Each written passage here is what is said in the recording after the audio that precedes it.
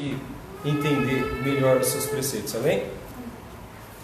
O primeiro versículo que nós vamos ler está escrito assim, no capítulo 21, no versículo 10.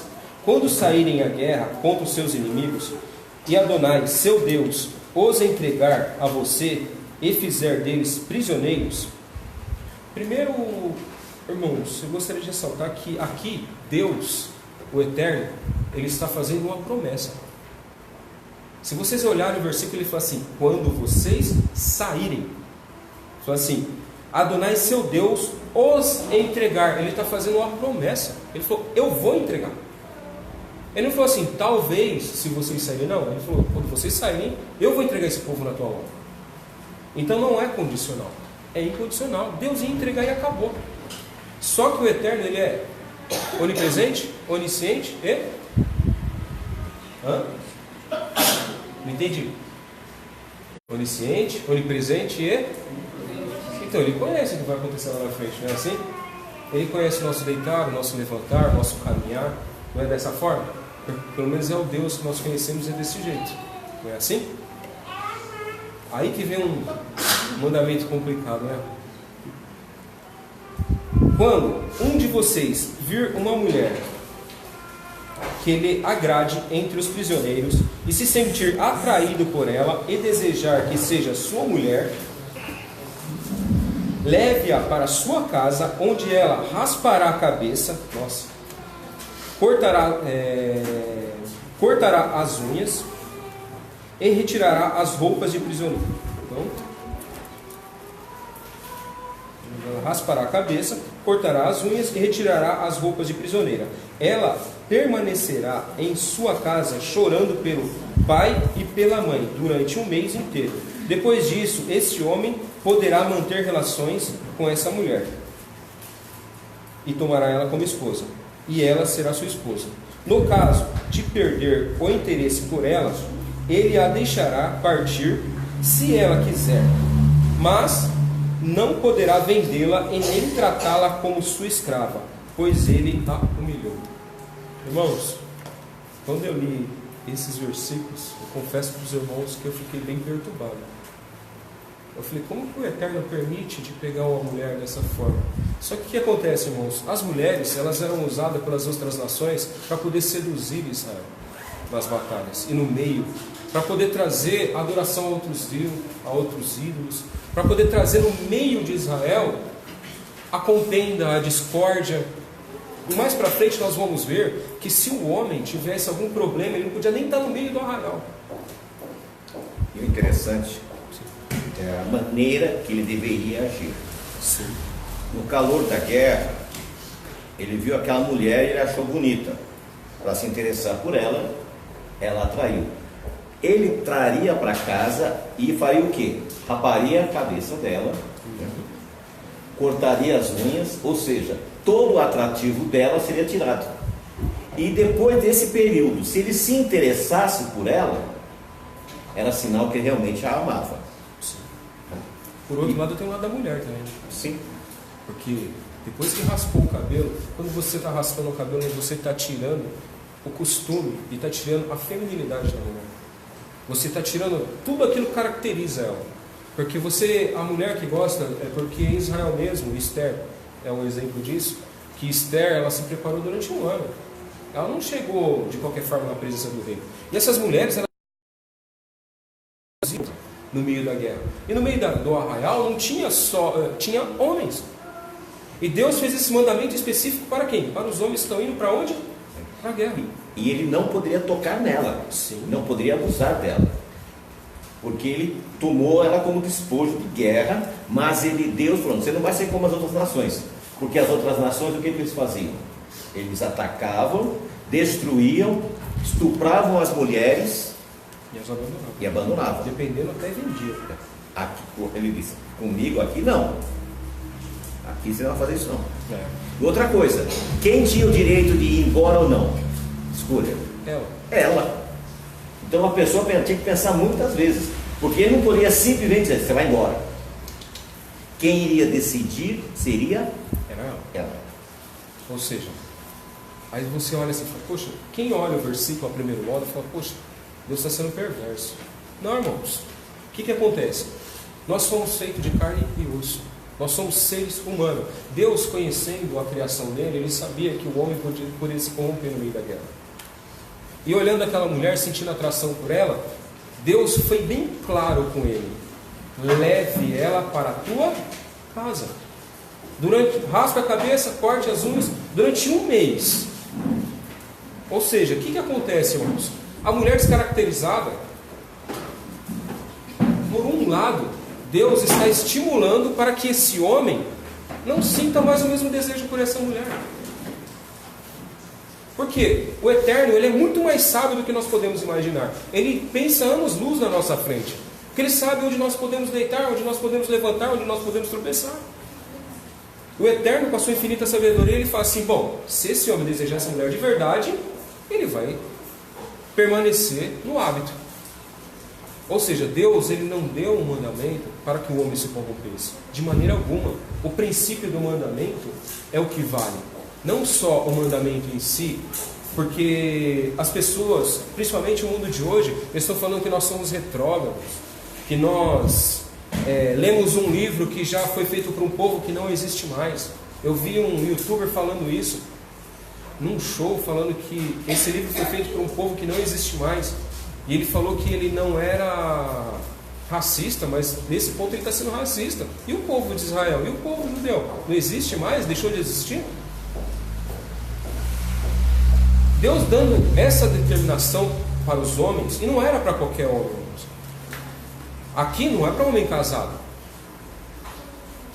Porque se fosse para o homem casado, ele tinha falado. E como que um homem ia levar uma mulher para a casa dele? Um despojo de guerra. Assim, sem mais nem menos, nem a esposa que estava em casa. Não, ele falou para os solteiros. Se ele sentisse atração por aquela mulher, ele vai lá e faz de acordo com o que o Eterno mandou. E quando ele, irmãos, quando o Eterno fala para ele, ele fala assim: olha, se ela desejar ir embora, porque por outro lado, a mulher também, irmãos, ela estava se aderindo aos mandamentos do Eterno, se adentrando aos costumes de Israel. Se ela se adaptasse àqueles costumes, o que ela faria? Ela continuaria com aquele homem. Agora, se ela não se adaptasse, tomasse aquilo como desonra para ela, ele não poderia vendê-la também. Ela tinha livre escolha para poder ir embora. Se nós olharmos, irmãos, pelo fato de não poder vendê-la, é sinal que ele não poderia tê-la. Porque o homem não é possuidor da mulher, nem a mulher tampouco possuidora do homem. Às vezes as pessoas se sentem donas uma das outras. E não é isso que o Eterno tem para as nossas vidas. Existem povos que se sentem dono das mulheres. Existem mulheres que se sentem dona dos homens. Ciúmes excessivo, brigas, contenda, porfias, dissensões. O Eterno, ele colocou esse mandamento para que a mulher conhecesse os costumes do marido, do homem, o qual levou ela cativa, e para que o homem conhecesse a mulher, não só da forma como as outras nações conheciam, que era a forma sexual, que eles vinham, pegavam, abusavam e largavam. Não, ele queria que conhecesse ela como pessoa, para conhecer a índole da pessoa. Amém? Mandamento terrível, né? Bem que hoje acontece isso, irmão. A mulher chega em casa, tira o aplique, desmonta, né? Tira os cílios, tira as unhas de gel, aí o resto fica difícil, né? Aí só misericórdia. Às vezes olha na maternidade, né? Nasce uma criancinha feia e a mãe e o pai tão bonito. Mas não conhece o histórico, né? Por trás disso. Não conhece ela sem maquiagem. Nossa, a mãe é tão bonita e o pai é tão bonito. Não conhece sem maquiagem. O histórico é complicado, né, irmãos? Se o homem tiver 2 mulheres, uma amada e outra não amada, aí vai pesar, irmãos. E as 2 mulheres lhe gerarem filhos, e se o primogênito for o filho da mulher não amada, quando chegar o momento de repasse da herança para os filhos, ele não poderá dar a herança devida ao primogênito da mulher não amada, que é de fato o primogênito, ao filho da mulher amada. Não ele deve reconhecer como primogênito o filho da mulher não amada, ao lhe dar a porção dupla de todas as suas posses, pois ele é as primícias de sua virilidade, e o direito do primogênito lhe pertence. Basicamente, eu acho esse mandamento muito simples. Porque aqui nós estamos olhando para uma nação a qual ela tinha problemas que não eram lidados facilmente. Esse mandamento, se nós trouxermos para os dias de hoje, às vezes um pai ou uma mãe, eles se casam de novo e esquece, parece que o casamento lá atrás, não é? Esquece que o filho que está lá atrás, ele tem que cuidar também. A mãe, da mesma forma, às vezes esquece que o filho está lá atrás, do casamento anterior. Você deixou de ser esposa e você deixou de ser marido. Você não deixou de ser pai. O princípio do mandamento, irmãos, é a base do mandamento. O princípio dele é claro, irmãos. Se você teve outra família, antes dessa família que você tem hoje, zele pelo seu filho, pelo fruto que foi dado desse casamento. Porque filho é filho, e filho é presente do Eterno. Amém? Tá. Também é necessário entender que não necessariamente porque Deus está falando de uma possibilidade de um homem ter duas mulheres que ele está endossando a poligamia.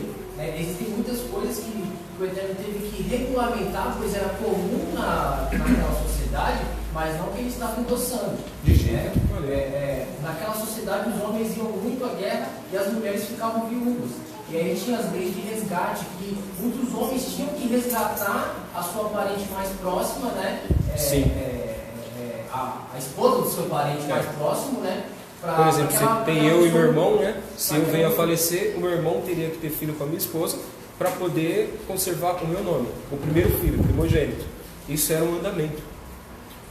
E dentro desse mesmo aspecto, achei interessante agora, se um homem amasse a mulher, casasse com ela, e depois deixasse de amá-la, e a acusasse de não ter de querer dar o divórcio, e a acusasse de ela ter casado sem ser virgem, e a família provasse, através do lençol, que ela era virgem, esse cidadão ia levar uma coça, ia pagar uma multa, e teria que ficar com a esposa até o último dia da vida dela, ou dele, e não poderia maltratá-la, ou seja, o divórcio não seria permitido. Sim, eu acho que o pior é o contrário, quando não consegue provar. Quando não consegue provar, que é complicado, porque a moça era apedrejada. Dói. Dói. Mas você sabe que as famílias, eles tinham essa precaução. E aí surge a questão da interpretação errada do véu. Sim. Nesse caso, era levado diante do sacerdócio. As pessoas não eram julgadas ao léu. Não. Mas simplesmente eu peguei e havia uma interferência divina. Então a mulher era levada diante do... E ali ela tinha que soltar os cabelos. E ela tinha que jurar que ela não havia cometido tal pecado. E por outro lado, a palavra de um homem e de uma mulher, para mim, ainda vale muito. Se a pessoa dá a palavra para mim, ela tem que cumprir. E da mesma forma, se eu der a palavra, eu tenho que zelar para cumprir. Porque a própria Bíblia fala que se você vota e não cumpre, pior ainda, se você vota e demora para cumprir, Deus toma isso como pecado. E se você vota e não cumpre, meu irmão, aí é mais complicado ainda. E o que acontece, irmãos? A gente pode achar pesado esse mandamento, vai ser apedrejado. Mas Deus, o Eterno, Ele sempre, irmãos, sempre dá um jeito de preservar a vida. Sempre. Por quê? A mulher, que nem no caso daquela mulher adulta, ela tem que ser pega no ato por 2 ou mais testemunhas. Ser levada ao sacerdote ou ao sinédrio para poder ser julgada. E depois de 30 dias ia sair a sentença. Não é assim? Não é simplesmente leva lá, julga e acabou. Eu acho que pior é o que nós vamos ler agora, que é o segundo tópico, que é acerca dos filhos. Que se nós repararmos, irmãos, nessa paraxá, nós vamos ver o 5º mandamento, o 6º mandamento o 7º mandamento, nós vamos ver se as pessoas tão somente se atentar aos mandamentos, aos estatutos do Eterno, ser uma pessoa justa e íntegra na presença do Eterno. Tudo isso aqui, irmãos, essas penas que tem que ser dada, todas elas, nenhuma delas vai precisar ser cumprida. Porque se a pessoa andar direito, a pessoa vai receber algo direito, né? E se um homem tiver um filho teimoso e rebelde, presta atenção, não é só teimoso, é rebelde. O versículo 18: se um homem tiver um filho teimoso e rebelde, que não obedece às palavras de seu pai ou de sua mãe, e se mesmo depois de receber disciplina deles, ele se recusar a ouvi-los, então seu pai e sua mãe devem tomá-lo e levá-lo aos líderes da cidade, junto ao portão do lugar, e dizer aos líderes da cidade: este nosso filho é teimoso e rebelde, não presta atenção ao que lhe dizemos, vive de modo devasso e se embriaga. Então todos os homens da cidade devem apedrejá-lo até a morte. Assim vocês estarão dando fim a tamanha maldade em seu meio, e todo o Israel ouvirá a respeito disso e temerá. Qual é o pai que vai levar o filho para morrer? Qual é a mãe que vai levar o filho para morrer? Esse caso, irmãos, é um caso extremo. Não é uma criança, não é um jovenzinho, já é um filho adulto. É uma Ristófilo. É aquela moça de ontem que matou os pais. Ontem nós fizemos um comentário. Qual a pena ideal para aquelas ruas? A morte. Não tem como manter aquelas pessoas vivas, porque o nível de maldade delas ultrapassou. E as determinações, outra coisa, nós estamos falando de pessoas que eram o quê? Perversas. Escravas, acostumadas à idolatria no Egito. Então as regras tinham que ser o quê? Rígidas. E estava escrito. Então o filho sabia daquilo. Então o pai chegava e falou: olha, meu filho, se você continuar nessa desobediência, você sabe o que vai acontecer. Sim. E não era só uma ameaça, não. Você sabe o que vai acontecer. Então aquilo era um freio para que eles não ultrapassassem. Não existe relato de casos parecidos que houve mortes nesse sentido. Não existe. A lei, ela tem apenas o quê? Um espelho para que a gente veja as deficiências. Ela não nos corrige. O que corrige é a prática dela. Então você vai ver, não tentando furar o seu paraxá, mas logo à frente ele vai dizer o seguinte: que uma pessoa, um homem que tiver problema na sua genitália, não poderia adentrar o templo. Que uma moabita e uma amonita não poderia adentrar o templo. Está no capítulo 23. Só que nós vamos ver que Ruth era o quê? Moabita. E lá em Isaías 56 diz assim: ao eunuco que tem problema na genitália, que quiser entrar, não diga, eu sou uma árvore seca. Ou seja, Deus deu a lei, a Torá, com toda a sua rigidez. Agora os profetas disseram: agora, se você quer servir ao Deus bendito, pode ir. É assim que funciona. A rigidez, ela está lá. Ela não era para a morte. A rigidez não era para a morte, era para preservar a vida. Exato, é isso aí. Preservação da vida. Todo o princípio da lei, irmãos, independente da lei do mundo, a lei civil, qualquer lei que existe, o princípio da lei é a preservação da vida. Aqui, Deus está falando: isso vai acontecer se você descumprir a lei. Ou seja, o princípio da lei é a preservação da vida. E aqui nós não estamos falando de jovens simples. Nós estamos falando de jovens que não escutavam os pais. Jovens que cometiam atrocidades no meio do povo. Porque está falando aqui que a maldade ia ser extirpada. Ou seja, era uma maldade de verdade, irmãos. Eram jovens que não tinham mais consertos perante a sociedade. Era uma Susana Richthofen. Era... Não dá nome aos bois não, senão daqui a pouco a gente vai receber um processo.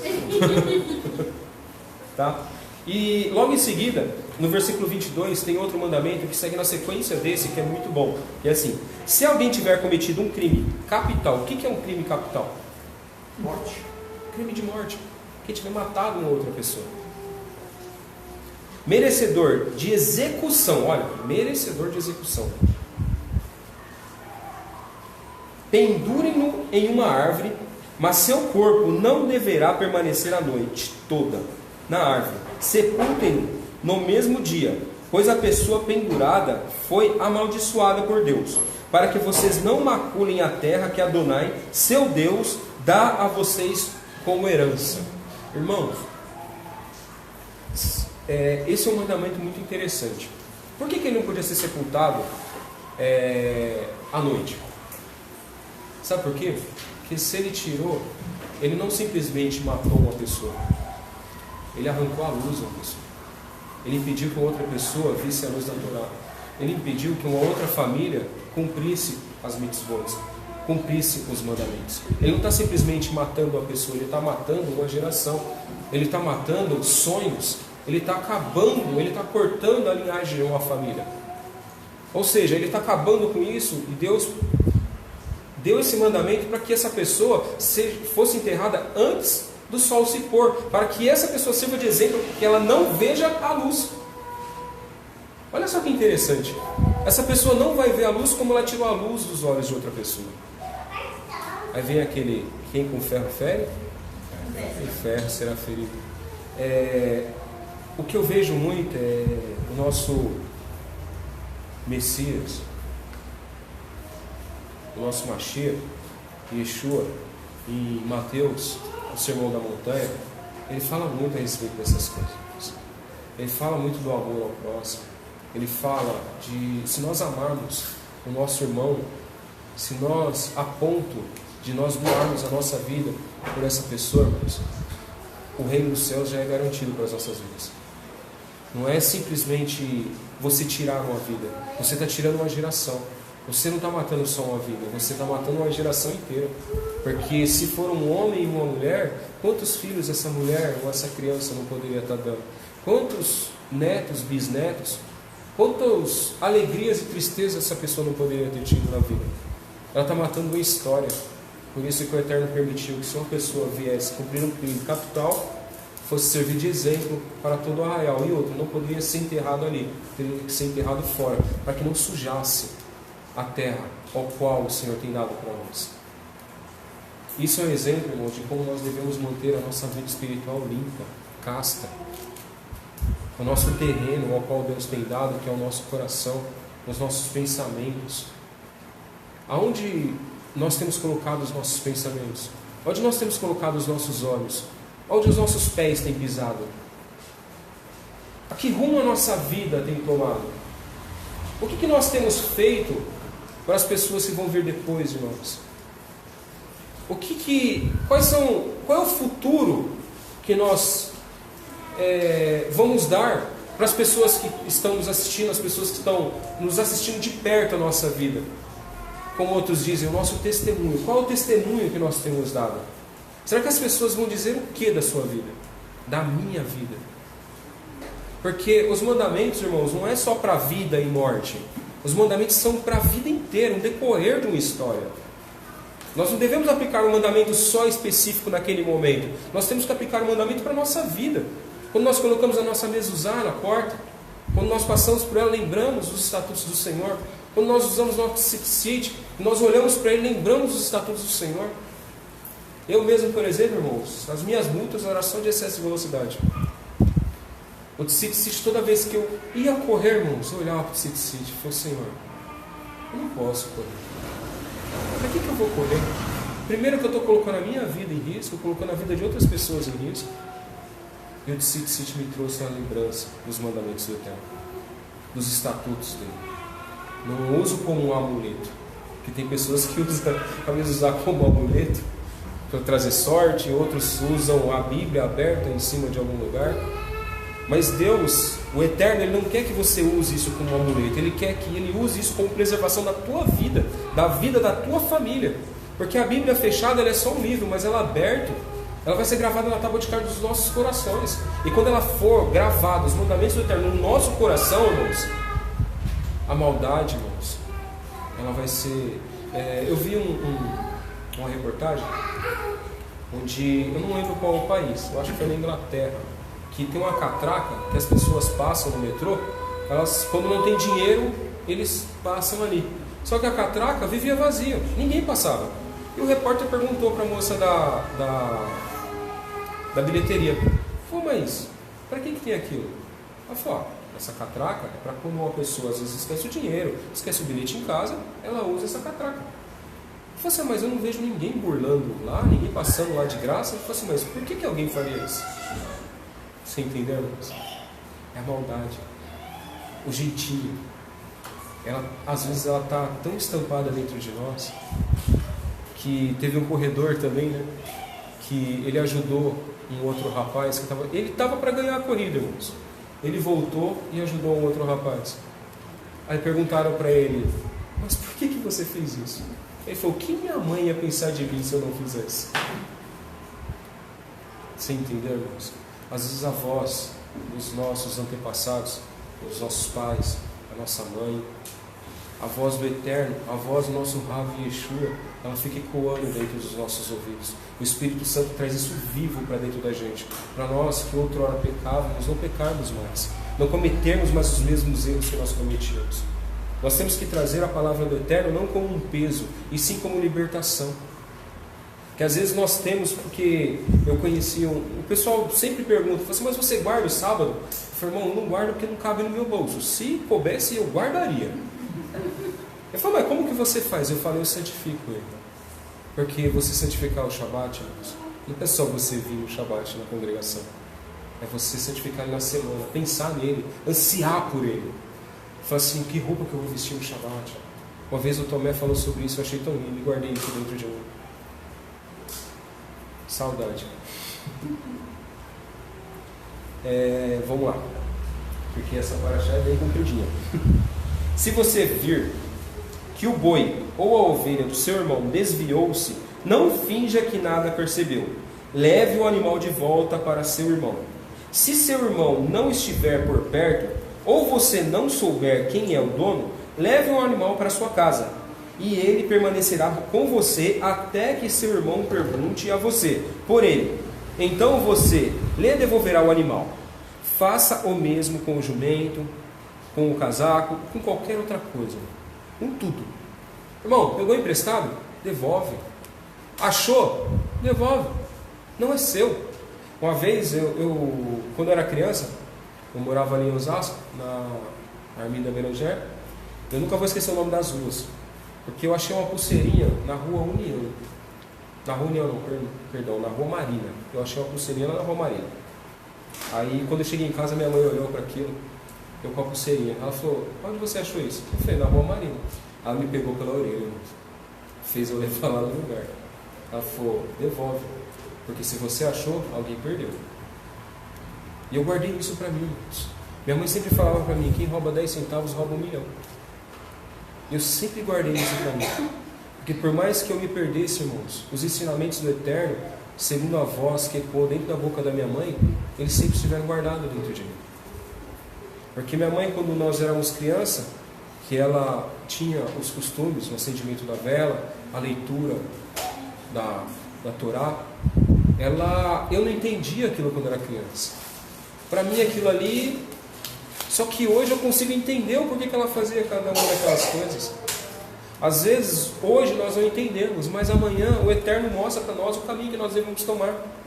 A Bíblia fala que a dúvida é pecado. Se você agir na dúvida é pecado. Aquele pensamento fala assim: será que eu devo ir ou não deve? Então não vai, irmãos. Se você acha que aquilo não deve ser feito, se você acha tudo aquilo que você tiver que fazer escondido, não faça. E ser escondido não é bom. Se você vai fazer algo para que o seu irmão não possa ver, irmãos, pelo amor de Deus, não faça. Porque antes de você olhar para um lado e para o outro, como dizem, né, olha para cima. Que em Provérbios 15 diz: "Os olhos de Deus estão em todas as partes, contemplando os bons e os maus." Às vezes nós esquecemos da onipotência e da onipresença do Eterno. Nós esquecemos do Todo-Poderoso. Nós esquecemos que Ele sabe de tudo. Hoje nós vivemos um legalismo tão grande que as pessoas esquecem de se santificar. Elas esquecem de buscar a santidade do Eterno, porque o local onde Ele nos coloca é o templo do Eterno. O local, não que esse lugar aqui seja o lugar mais santo, não. É que o local onde você colocar a planta dos vossos pés, Deus vos dará por possessão. Então é um lugar santo. Aonde você colocar os seus pés, que você faça mudança. E não que o ambiente venha te mudar. Porque aqui Deus estava preparando o povo para entrar no lugar e ser diferente, não ser igual. Hoje o que nós vemos dos jovens, eles querem ser igual, não tem mais diferença. Eu achei até engraçado que minha filha, ela faz parte de um coral em São Paulo, que tem os famosos aí. E ontem ela foi gravar com a Priscila Alcântara. Eu sei que esse vídeo vai me dar problema depois, mas... E ela, assim, era a Priscila no céu. E eu falei, filha, toma cuidado, segue os passos do Senhor. Porque entre uma boa palavra e a Torá, a Bíblia, eu prefiro a Bíblia. E uma vez ela veio em casa e falou para mim que nós somos livres. Eu falei, não, a Bíblia diz que nós somos escravos. Ela falou, onde está escrito isso? Eu falei, filho, vem cá, vamos para Timóteo, vai.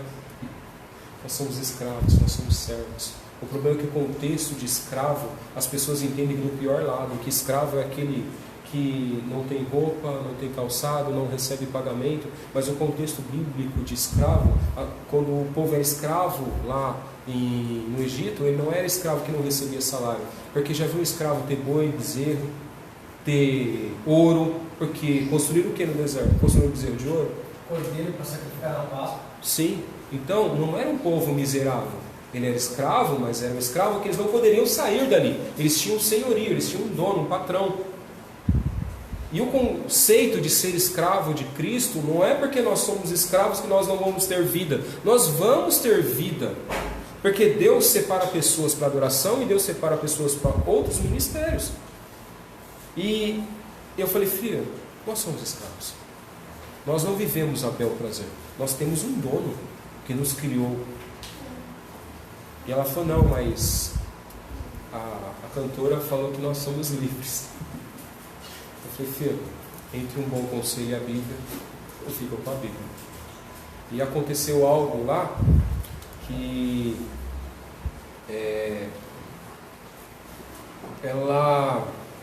eles estavam comendo e essa pessoa se retirou com uma pessoa que seja famosa junto com ela, que estava no meio deles.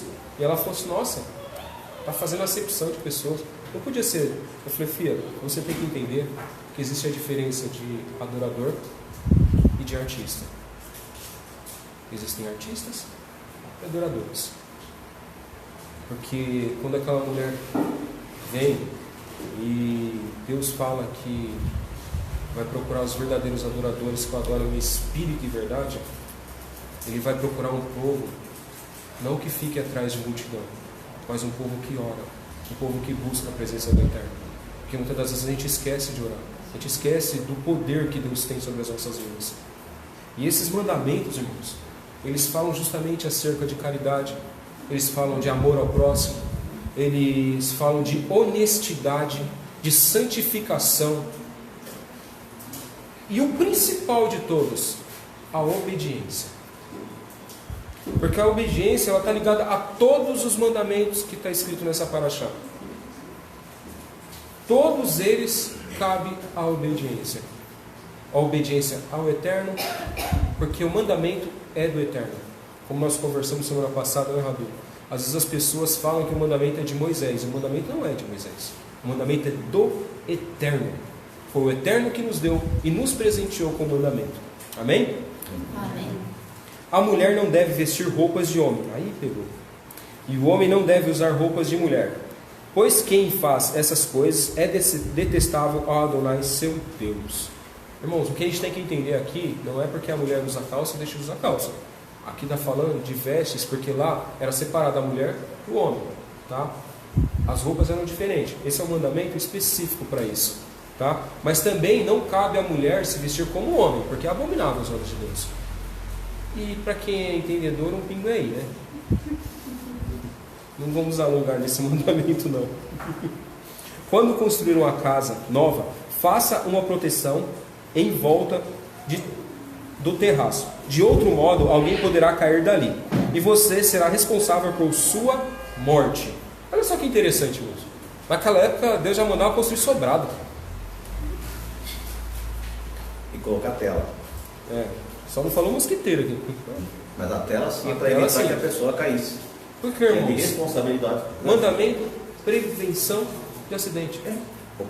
Na minha tradução, coloca um parapeito. Sim, um guarda-corpo, um parapeito. Porque às vezes nós fazemos as coisas de qualquer jeito. Não nos prevenimos. E tem um ditado judaico que diz assim: cuida do teu camelo, porque Deus não tem que cuidar do camelo de ninguém. Muitas pessoas, elas são, às vezes até por necessidade, elas não se previnem. Sim. Na correria, né? Esquece. De repente tem um carro, não coloca no seguro. De repente faz uma casa, tem criança, não coloca uma tela. A minha netinha antes, ela tinha nascido ou estava para nascer, quando a gente colocou a tela no apartamento? Era bebezinho. Só falando, você não vai para lá enquanto não colocar a tela. Porque se você não coloca, aí amanhã eu coloco, semana que vem eu coloco, mês que vem. E aí, por exemplo, agora, né, nesse final de ano, no Guarujá, um garotinho de 5 aninhos caiu no prédio, lá no Guarujá. Família rica, tudo por 1 minuto de atenção. E quem é o responsável pela morte? Os pais. E Deus cobra isso. Então a gente tem que ter responsabilidade com tudo. A mesma coisa que você pegar o seu carro, sair em alta velocidade, atropelar alguém, você é responsável. Você sair embriagado, você é responsável. Tudo isso responsabilidade. Dependendo do descuido, até a justiça brasileira culpabiliza os pais. Sim. Sim. Dependendo, às vezes não precisa nem de prova. Às vezes, dependendo, não precisa nem de testemunha. Porque antigamente precisava muito de testemunha. Hoje, a polícia científica consegue descobrir coisas assim absurdas. Né? Teve um rapaz que ele viajou para os Alpes e a esposa dele faleceu, e ele voltou e estava tudo tranquilo. Quando ele chegou no aeroporto, a polícia prendeu ele. Falou que ele tinha matado a esposa. Aí falou assim, meu Deus, como esse rapaz matou a esposa? Porque ele tinha comprado passagem de ida para os dois e de volta só para ele. Ou seja, hoje, não é que não, irmãos, não é que fique só Deus está vendo, não. Hoje nós vivemos num mundo que as pessoas estão de olho nas nossas atitudes. Não, você não pode falar qualquer coisa mais hoje. Tudo que você fala será usado contra você no tribunal. É bem por aí agora. Eu, como comerciante, às vezes eu tenho que tomar cuidado da forma que eu lido com o meu cliente. O que eu falo, o que eu deixo de falar, se está no contrato, se não está. Porque as pessoas hoje, elas buscam a justiça não pelo fato delas serem justas, sim para se beneficiar, por benefício próprio. As pessoas não querem mais justiça. Às vezes eu fico olhando, tinha pessoas que estavam falando assim, poxa, esse governo é corrupto, esse governo é isso, esse governo é aquilo. Aí critica outro governo, esse governo. Ninguém está bom, não sei por quê, porque a pessoa não está querendo que o governo conserte. Ela está querendo, ela está triste pelo fato dela não estar compactuando com aquilo. Pelo governo não ter colocado ela no meio do roubo. Você entendeu? Às vezes o brasileiro, infelizmente, fora do Brasil, às vezes ele é discriminado por causa justamente desse jeitinho que ele gosta de dar. E a Torá, ela nos ensina que não existe estrangeiro e não existe natural. A Torá é para todos. Somos para nós. Nós temos que mudar isso. Se escreveram isso na nossa história até agora, daqui para frente nós vamos mudar isso. Nós não somos assim, não aceitamos isso. As pessoas falarem que todo brasileiro é corrupto. Não, nós não somos corruptos. Existem pessoas corruptas, sim, mas nós não somos corruptos. Porque a Torá nos ensina a não sermos. Amém? Amém. Faça para si mesmo cordões trançados nos 4 cantos da roupa que usar. Se um homem casar-se... Esse aí é o mandamento do Tzitzit. É uma ordenança. Para quê? Para que nós lembremos dos mandamentos do Eterno. Amém? Aqui eu não vi falar homem ou mulher. falou, faça para si. Eu não vi gênero aqui. Então, quem quiser é livre, irmãos. Quem não quiser, fique em paz. Não há obrigação. Não há obrigação nenhuma, tá? Usa para você. Tem um costume, por exemplo, para você usar o kippah, você tem que entender o porquê do kippah. Você tem que saber, não pode usar de qualquer jeito. Para você usar um talit, você tem que saber o intuito, o porquê que você vai usar o talit. Não é que isso seja santo, não, irmãos. Santo é você que tem que se santificar. O princípio do mandamento você tem que entendê-lo, porque se você não entender o princípio do mandamento, você não vai entender nada. Você vai usar por usar, você vai fazer por fazer. E esse não é o intuito da Torá. A Torá quer que nós façamos com entendimento. A Bíblia não fala para nós darmos nosso culto racional. Nós temos que ser racionais, pensarmos e entendermos. Chega daquela conversa de que crente é bobo, de que crente não entende nada, que crente é passado por trouxa. Não, irmãos, nós não somos trouxas, não. Nós somos filhos do Eterno. Nós merecemos a justiça de Deus na nossa vida e o princípio da base da Torá. Amém?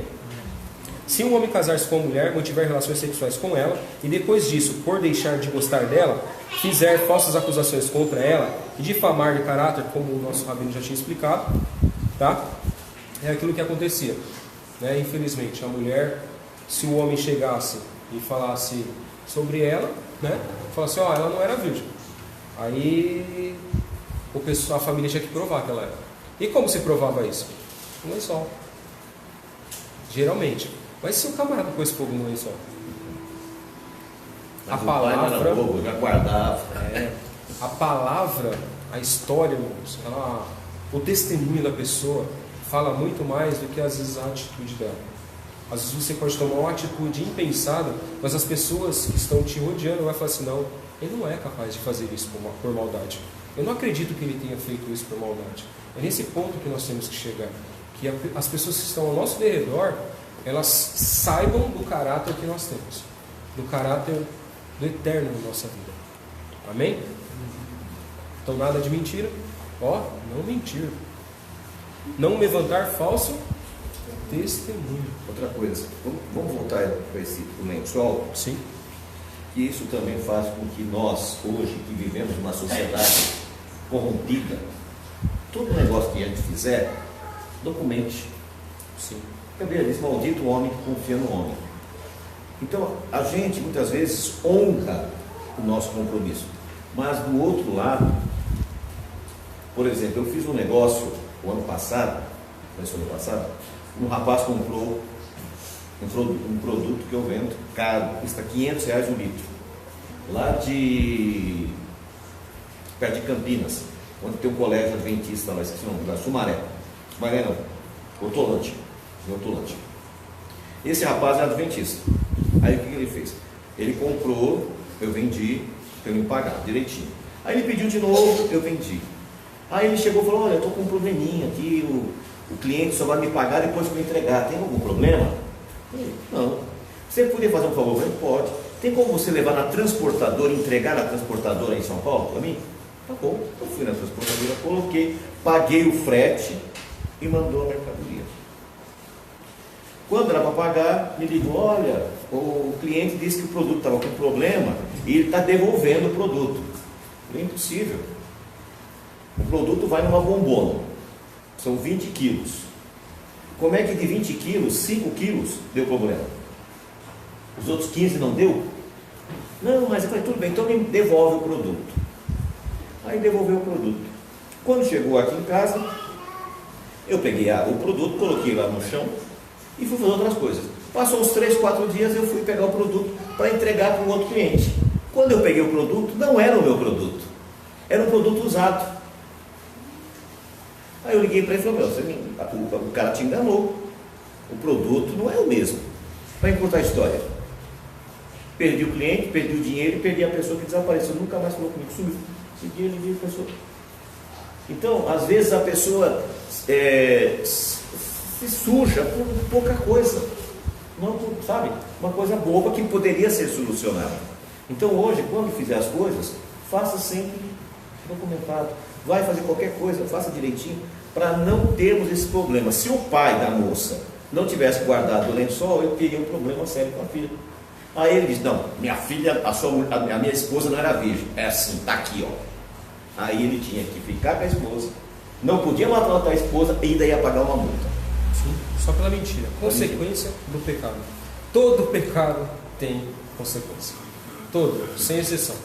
Não existe pecado pequeno ou pecado grande. Todo pecado tem consequência. E às vezes a consequência, às vezes, é irreversível.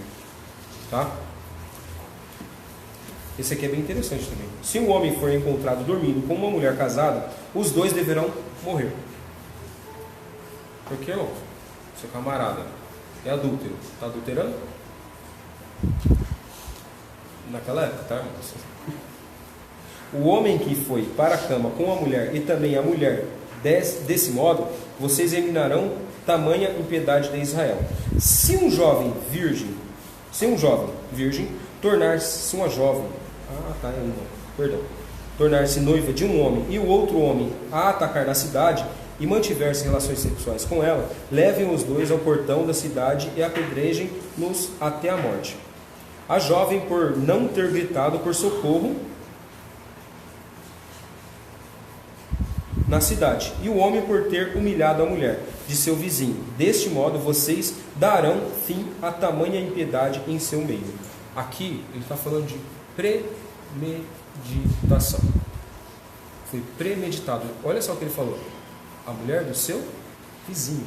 Ou seja, o camarada seguiu a mulher, levou até a cidade, e a mulher, na cidade, um local onde é cheio de pessoas, e a mulher não conseguiu gritar, então houve premeditação. Tá? Existe um detalhe nesse aspecto que eu quero chamar a atenção. Sim.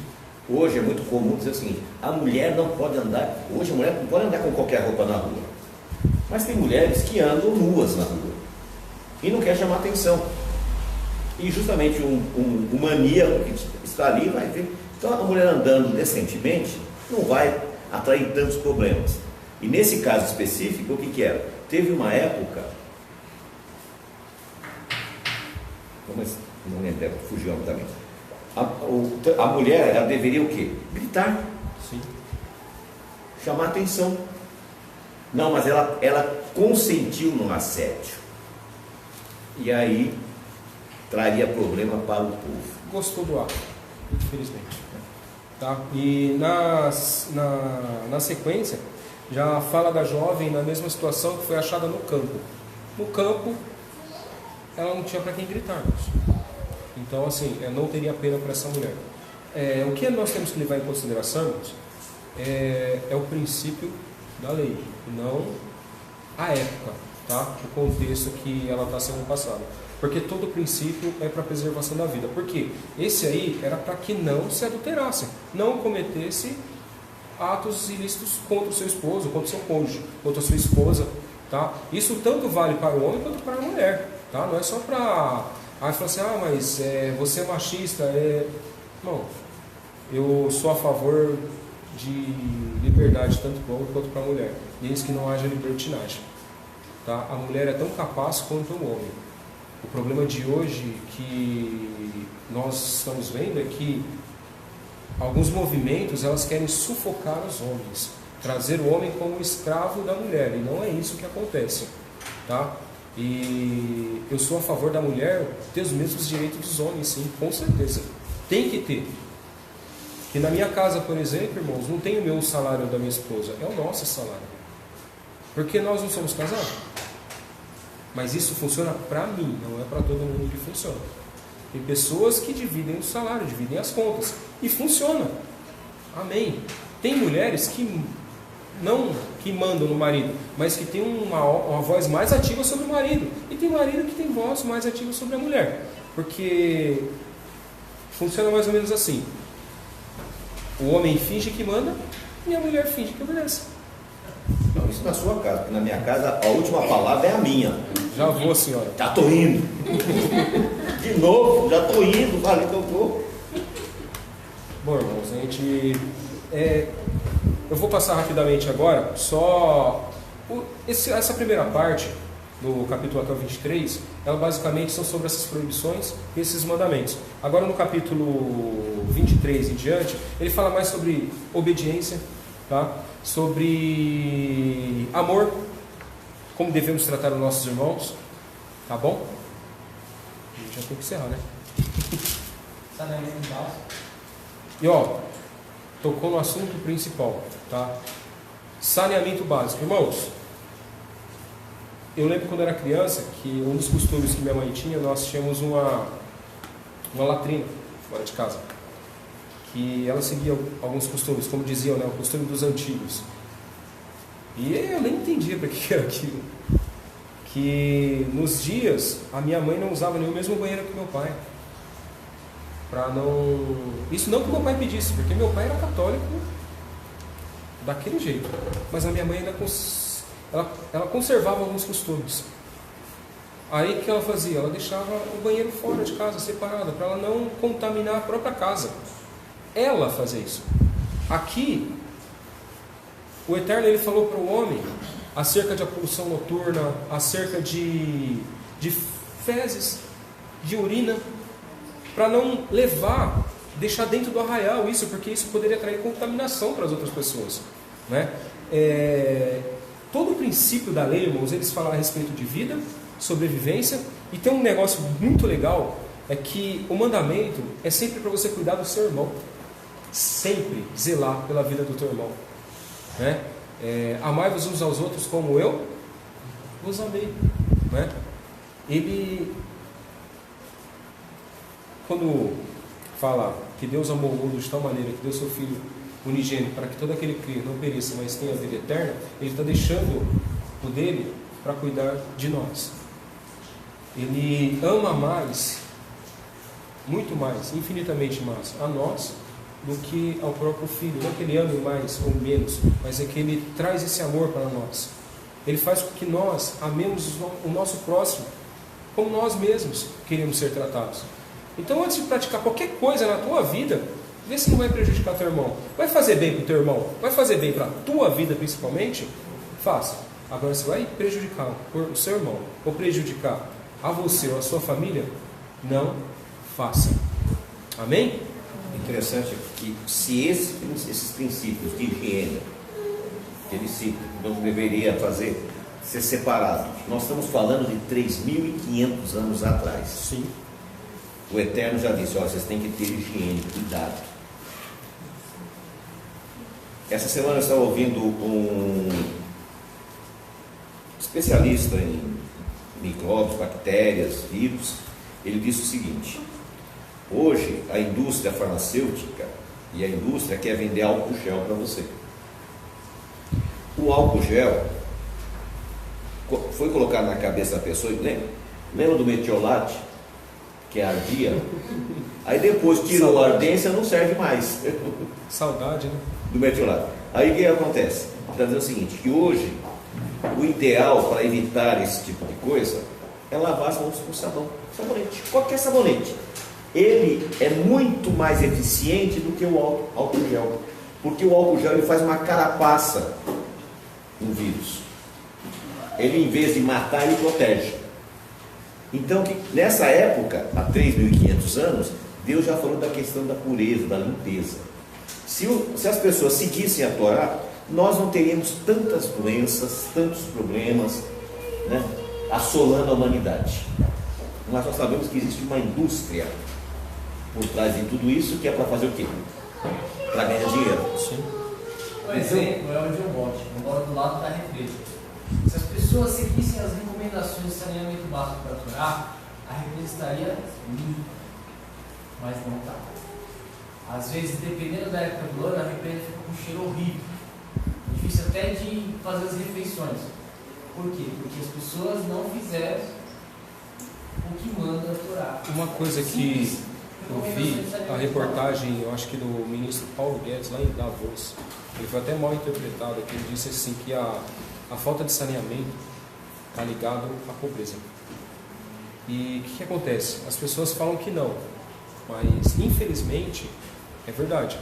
Porque as pessoas, onde tem um rio, vai ter área livre. Por quê?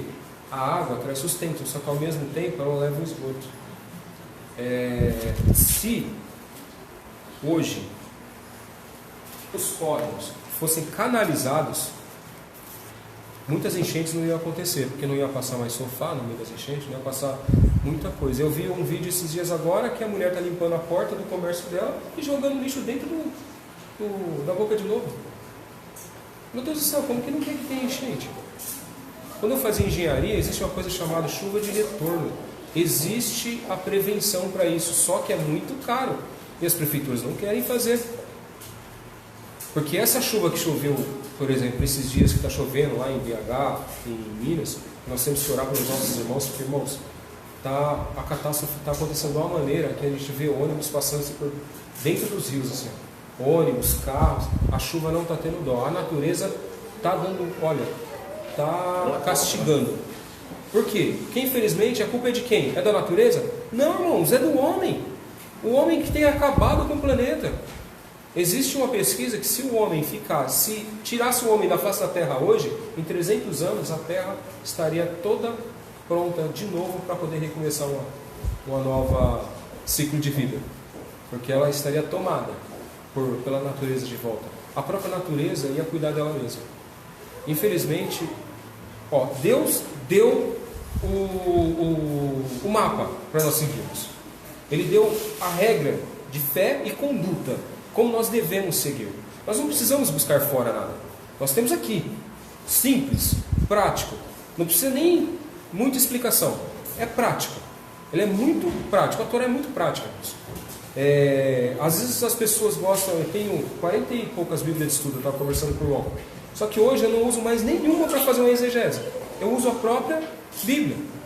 Todo o meu conhecimento, quando eu dava aula na Batista, quando eu fiz o meu bacharel, irmãos, a Torá se fez suficiente na minha vida. Ela se fez suficiente para mim poder entender o Novo Testamento através da Torá e para mim conhecer o Deus que nós servimos através da Torá. Amém?